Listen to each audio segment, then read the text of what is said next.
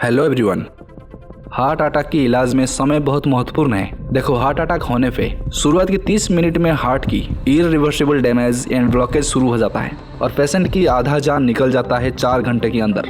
अगर समय रहते जल्दी मेडिकल ट्रीटमेंट किया जाए तो मरीज की हालत में सुधार हो सकता है। देखो, प्रत्येक व्यक्ति के लिए मेडिकल नॉलेज बहुत इंपॉर्टेंट होता है, जहाँ इसके मदद से आप खुद को या दूसरों को हेल्दी रख पाने में कामयाब हो पाएंगे। और भगवान ना करे अगर कभी मेडिकल इमरजेंसी आए तो आप या पेशेंट की सही बीमारी को पहचान करके कम से कम सही जगह पे जाना और इलाज तो कर सकते हो।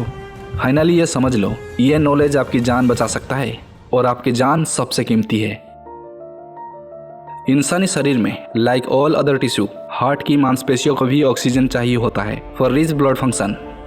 वैसे ही कोरोनरी आर्टरीज भी हार्ट की चारों तरफ लिपटा रह के उसकी जरूरत पूरी करता है। और ये आर्टरीज एक ट्यूब लाइक स्ट्रक्चर है जिसकी मदद से फ्लूइड या ऑक्सीजन रिच ब्लड ट्रांसफर करता है, यानी यह ट्रांसपोर्टेशन का काम करता है to and from every organ in the body as well as heart also.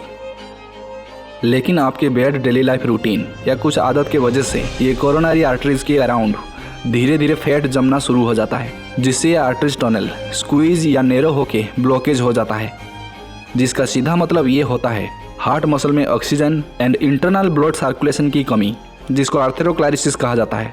और इसका 3 मेजर रिस्क फैक्टर ये है: high blood pressure, high cholesterol and smoking. बाद में ये आर्टरीज में ब्लॉकेज एंड लोड इंक्रीज होने के कारण वहाँ फट सकता है या लीकेज या क्लोटिंग हो सकता है, जिससे ब्लड में मौजूद प्लेटलेट्स कंपोनेंट फैट यानी चर्बी के साथ चिपक जाता है। इससे आर्टरीज में लीकेज या क्लोट बन जाता है और ये क्लोट ब्लड सप्लाई को पूरी तरह ब्लॉक कर देता है।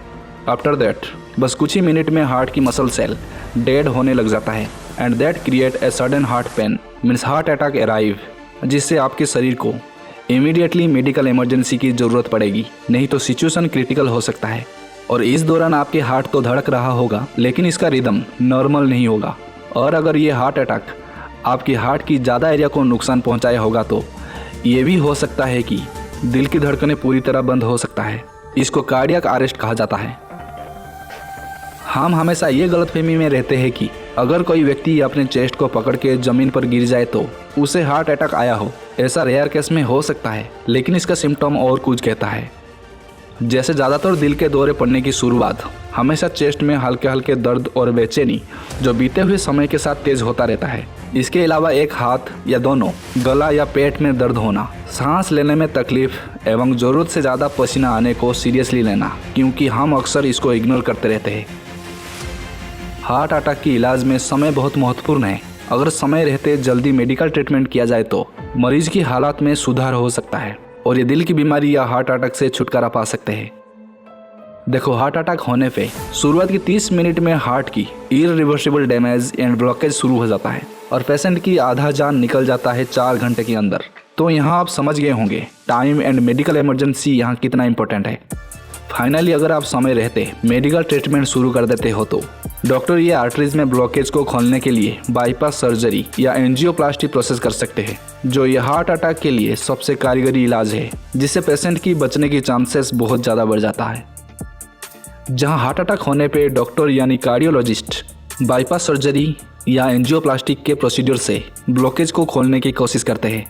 और इसमें एंजियोप्लास्टी प्रोसेस एक बिना सर्जरी प्रोसीजर है। ये प्रोसीजर में एक स्लीप पाइप को आर्टरी के अंदर डालते हैं। कार्डियोलॉजिस्ट सर्जन छोटे कैथेटर्स की मदद से पहले ट्यूब को कोरोनरी आर्टरीज तक पहुंचाते हैं। आफ्टर दैट कैथेटर के जरिए एक्सरे डाई को इंजेक्ट करते हैं और डॉक्टर स्क्रीन में ये एक्सरे डाई की मूवमेंट को देखकर आर्टरीज में कौन सी हिस्से में और कहां ब्लॉकेज हुआ है ये प्रॉब्लम को आइडेंटिफाई करते हैं। जब ब्लॉकेज मिल जाता है तो वो रुकावट वाले जगह पर टेंट के साथ एक छोटे बैलून को कई बार पंपिंग करके फुलाया जाता है, जिससे आर्टरीज में ब्लॉकेज या नैरो एरिया को खोल के परफेक्टली चौड़ा किया जा सके एंड मैक्सिमम ओपन पोजीशन में वो स्टेंट को वहीं छोड़ दिया जाता है। Then blood and oxygen circulation पहले जैसा फ्लो होना चालू हो जाता है।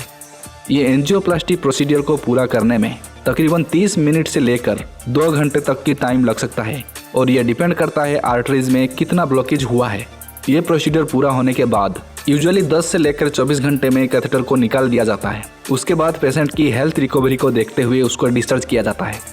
कुछ केस में पेशेंट 1 हफ्ते में पूरी तरह स्वस्थ हो जाते हैं और हल्का काम भी कर सकते हैं। अभी ये एंजियोप्लास्टी प्रोसीजर बाईपास सर्जरी से कम खतरनाक और एडवांस ट्रीटमेंट माना जाता है, फिर भी इसमें कुछ तो खतरा रहता है।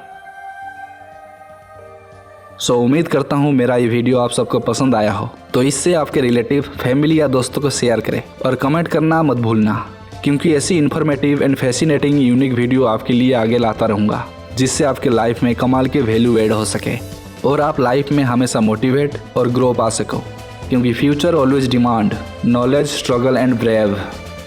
And please subscribe the channel with press the bell icon. Next interesting video surely looking different. Thanks for watching. Take care.